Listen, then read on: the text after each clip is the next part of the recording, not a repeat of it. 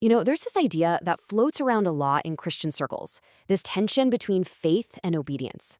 The thinking goes, if we're saved by faith in Jesus, then obeying God's law is kind of optional, right?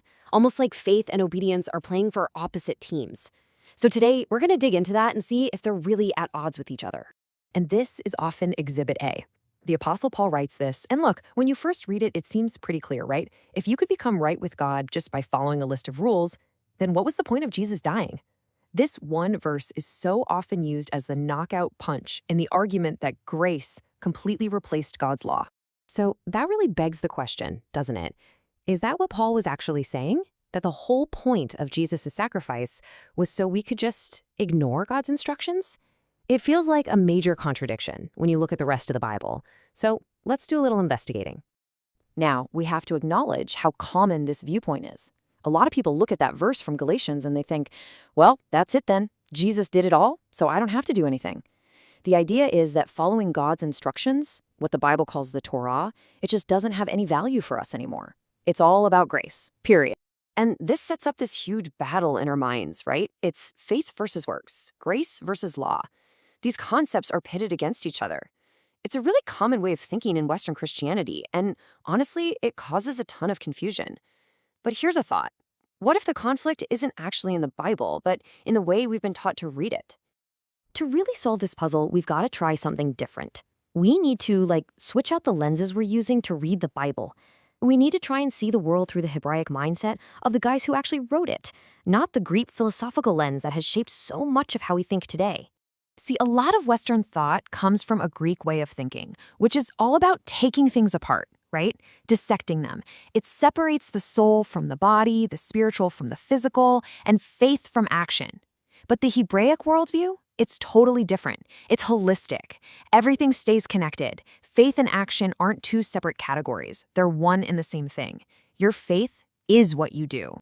So let's go back to that key piece of evidence in Galatians, but this time, let's put on those Hebraic glasses. There's a very specific phrase Paul uses that once you understand it from his perspective, well, it changes everything. Okay, so check this out.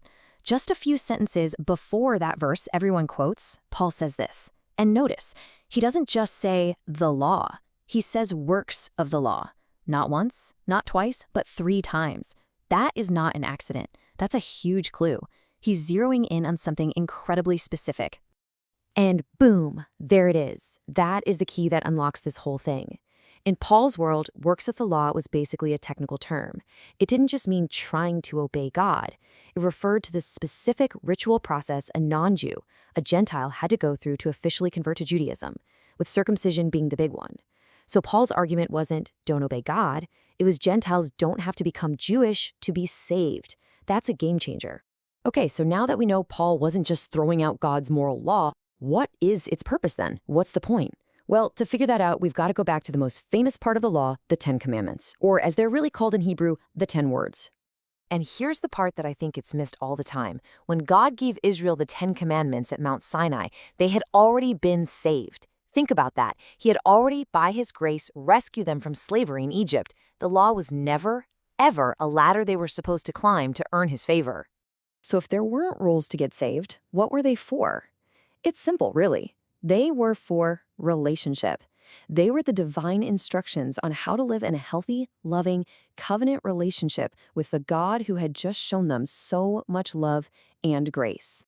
Yeah, exactly. The commandments are all about love. The best way to think about them is like they're marriage vows. You don't say vows at your wedding to earn your spouse's love. You do it because you already love them and you want to define and protect that amazing relationship you have. And just like wedding vows, they do 2 really important things. First, they're a restriction. Yeah, but it's one you lovingly accept. You're freely choosing to live a certain way out of love. And second, they're a fence of protection. Those vows guard your marriage, they keep it safe, and they keep you in that right relationship. That's exactly how God's law is meant to work. All right, so when you put all this together, you start to see that faith and obedience, they're not enemies at all. They're not even on different teams. They're actually part of this same thing, a single, unified walk of faithfulness. But I know what some of you might be thinking. Okay, I get the Galatians thing, but didn't Paul, ditch the Ten Commandments somewhere else? It's a fair question. Did he contradict himself? Let's see what he actually says. Let's look at his letter to the church in Corinth. Paul makes a list of behaviors that just don't belong in the kingdom of God. And what's on that list? Look at this. Idolaters? That's the second commandment. Adulterers? Seventh. Thieves? Eighth. Covetous? 10th.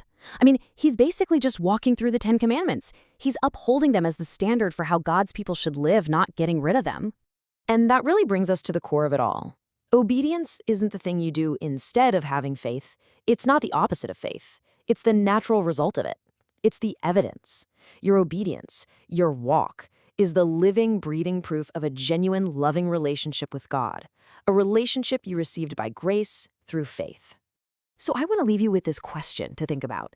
If God's law isn't a prison with bars meant to trap you, but a fence of protection designed to keep you safe inside a loving relationship, what does that change? For you, for how you live your life, what does that change?